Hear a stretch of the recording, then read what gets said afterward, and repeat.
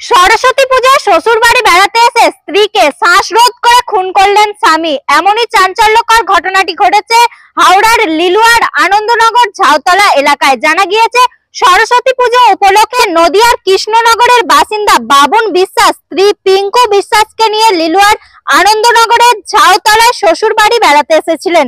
গতকাল রাতে কোনো একটি বিষয়কে কেন্দ্র করে স্বামী স্ত্রীর মধ্যে প্রবল অশান্তি শুরু হয়। সেই সময় আচমকা স্ত্রীর গলা টিপে ধরে স্বামী বাবুন বিশ্বাস, শ্বাসরোধ করে খুন করে স্ত্রীকে। সকালে পরিবারের পক্ষ থেকে খবর দেওয়া হয় লিলুয়া থানায়। পুলিশ এসে মৃতদেহটি উদ্ধার করে ময়না তদন্তে পাঠিয়েছে। পাশাপাশি গ্রেপ্তার করা হয়েছে স্বামী বাবুন বিশ্বাসকে। পরিবার সূত্রে দাবি, ওই দম্পতি নিঃসন্তান ছিলেন। প্রায়শই স্বামী স্ত্রীর মধ্যে অশান্তি লেগে থাকতো। গতকাল রাতে যেটা চরমে ওঠে, এই ঘটনায় ওই এলাকায় ব্যাপক চাঞ্চল্য ছড়িয়ে পড়ে।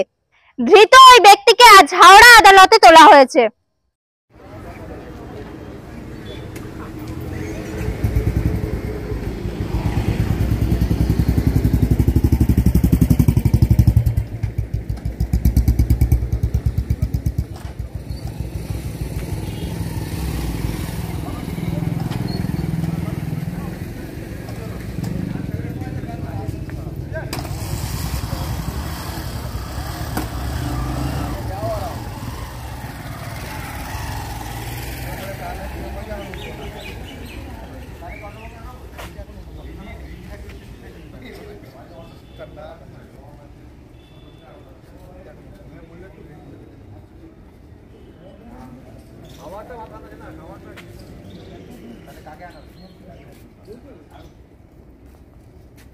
এখন এখন তো কাকিমা যদি আছে না না কাকিমা পারবে